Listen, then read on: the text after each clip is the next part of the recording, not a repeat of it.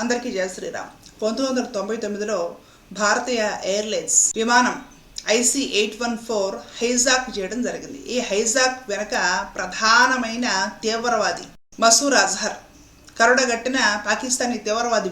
వీడు master mind తోటి అప్పట్లో ఆ విమానం హైజాక్ చేయడం జరిగింది. వీడు ఆనాడికి ఈనాడికి ఇలాంటి తీవ్రవాద చర్యలు చేస్తూనే ఉన్నాడు. సరే, మొన్న జరిగిన ఆపరేషన్ సింధూర్లో మన భారతీయ దళాలు పాకిస్తాన్ ఉగ్రవాద స్థావరాల మీద దాడి చేసినప్పుడు వాడి తమ్ముడు అబ్దుల్ రవూఫ్ అజహర్ అనేవాడు కూడా చచ్చాడు. ఈ విషయాన్ని పాకిస్తాన్ దాచిపెట్టింది. నిన్న సాయంత్రానికి తేల్చేసింది వీడు కూడా చచ్చాడు అనేసి క్లియర్ అయిపోయింది. వీడు ధోవల్ టార్గెట్ లిస్ట్ లో ఉన్న మొదటి తీవ్రవాది. వీడి అన్న మసూద్ అజహర్ అనే ప్రధానమైన కరుడగట్టిన తీవ్రవాది ఇంట్లో కుటుంబ సభ్యులు మొత్తం 14 మంది పోయారట. ఈ 14 మంది కూడా ఉగ్రవాదులే. ఉగ్రవాద స్థావరాల మీద దాడి చేసినప్పుడు ఈ 14 మందిని వేసిపోయారు. అంటే ఇక్కడ ఒకటి ఆలోచించండి, వీళ్ళు ఎంతమందిని కంటున్నారో చూడండి. ఇక్కడ 2 పిల్లలు, 2 తల్లిదండ్రులు, 4 ఉండడానికి కష్టంగా ఉంటుంది. కుటుంబంలో 4 ఉంటే ఇబ్బందిగా ఉంటుంది. ఇంకా ఎక్కువ అవసరం లేదనుకుంటున్నాం మనము.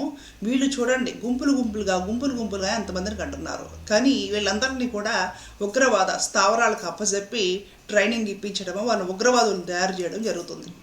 ఒక్క మసూద్ అజహర్ ఇంట్లో వాళ్ళే 14 మంది పోయారు తీవ్రవాదులు. అంటే పాకిస్తాన్లో తీవ్రవాదం ఏ స్థాయిలో ఉందో ఆలోచించండి ఒకసారి. ఇతగాడు ఏడ్చుకుంటూ వీడియో చేసి నాకు కూడా చచ్చిపోవాలనిపిస్తుంది, నా ఇంట్లో వాళ్ళు 14 మంది పోయారు, నేను భారతదేశాన్ని వదిలిపెట్టను అంటూ ప్రధానమంత్రి మోడీ గారికి లేఖ కూడా రాయడం జరిగింది. అంటే బెదిరింపు లేఖ అన్నమాట. నేను నాశనం చేస్తాను దేశాన్ని అనుకుంటూ. ఉగ్రవాదం ఎందుకు తయారవుతుంది? పక్కనోడి ప్రాణాలు తీయడానికి, దేశాన్ని నాశనం చేయడానికి, విచ్ఛిన్నం చేయడం కోసం ఉగ్రవాదం తయారవుతుంది. అలాంటి ఉగ్రవాద చేష్టలు చేస్తూ కనిపించిన అమాయకులను, ఏ పాపం తెలియని వాళ్ళని చంపడానికి తయారైన వాళ్ళు 14 మంది పోతేనే వీడికి ఎంత బాధగా ఉందే. ఆ పహల్గావ్లో అక్కడ ఉన్న టూరిస్టులందరూ చాలా అమాయకులు. వాళ్ళకి ఎవరు ముస్లిమ్స్ మీద ద్వేషం లేదు, ఏమీ లేదు. వాళ్ళు సాధారణ సగటు పౌరులు. ఏదో చూసి వద్దాంలే, వేసవ సెలవులు కదా అని వెళ్ళిన వాళ్ళు. వాళ్ళందరినీ మీ ధర్మం ఏమిటి, మతం ఏమిటి అని అడిగి బట్టలు ఓడదీసి చూసి పిట్టలను కాల్చినట్టు ఏ పాప మెరుగున అమాయకుల్ని కాల్చిపడేశారే. వాళ్ళ ప్రాణాలు కావా? వాళ్ళు పోతే వాళ్ళ కుటుంబ సభ్యులు ఎంత ఏడ్చుకుంటారు. 2 కుటుంబాలు వీధులు పడ్డాయి.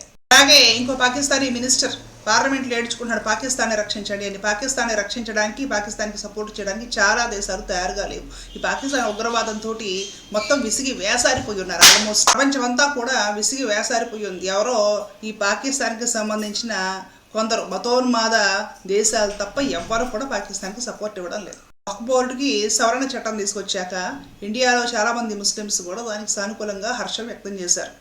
ఈ వక్ఫ్ బోర్డు వలన ఒక సాధారణ లేకపోతే పేద ముస్లిమ్స్కి ఒరిగేది ఏమీ లేదు. ఈ వక్ఫ్ బోర్డు ఎప్పుడు కూడా పేద ముస్లిమ్స్ కోసం ఏ విధమైన సహాయక చర్యలు చేయలేదు. ఈవెన్ కరోనా టైంలో కూడా పేద ముస్లిమ్స్ని ఈ వక్ఫ్ బోర్డు ఆదుకోకుండా సైలెంట్గా ఊరుకుంది. ఈ వక్ఫ్ బోర్డు ఉంది, వక్ఫ్ బోర్డుకి నాస్తులు ఉన్నాయి, వాటి వలన మాబోటి ముస్లిమ్స్కి ప్రయోజనం ఏమిటో తెలియదు అనేసి ఎంతోమంది ముస్లిమ్సే దాన్ని వ్యతిరేకించారు. మోడీ గారికి మద్దతు తెలియజేశారు కూడా. ఇది ఈ దేశంలో విషయం.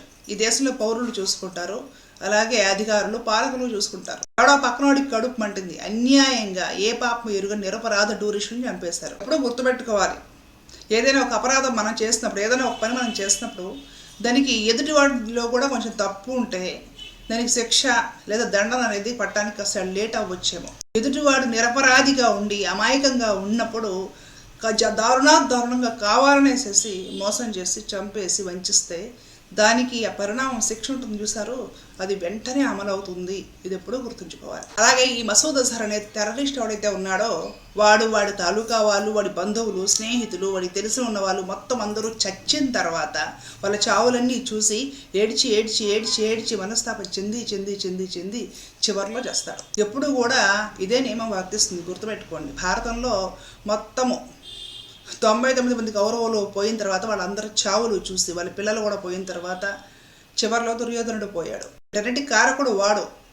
అందరి చావులు చూసి ఏడ్చి చివరిలో వీడిపోయాడు. రామాయణంలో కూడా అంతే. రావణాసుడు కొడుకులు, తమ్ముళ్ళు, ఇతర రాక్షసులు, సైన్యం, బలగం, పరివారం మొత్తం అంతా చచ్చిన తర్వాత వాళ్ళందరి చావులు చూసి ఏడ్చి చివరిలో ఎప్పుడో రావణాసుడు చచ్చాడు. ఇదే నియమం వర్తిస్తుంది, గుర్తుపెట్టుకోండి. అమాయకుల్ని క్షోభ పెట్టడము తప్పు. ఏ పాపం ఎరుగని నిరపరాధుల్ని ఈ విధంగా వంచి మోసం చేసి వాళ్ళని చంపేసి ఏ తప్పు చేయని ఒక దేశానికి కానివ్వండి, జాతిని కానివ్వండి నాశనం చేయాలి అని చూస్తే ఇది ఇలాగే ఉంటుంది ఫలితం. ఎవరో సపోర్ట్ చేయరు. ఇతర వాళ్ళందరూ చచ్చి నాశనం మొత్తం కళ్ళతో చూసి కుమిలి ఏడ్చి చివరిలో వీళ్ళు కూడా చేస్తారు. యుద్ధ నీతి ఇలాగే ఉంటుంది, భగవంతుడు చేసే న్యాయము ఇలాగే ఉంటుంది. అదండి విషయం. జై హింద్.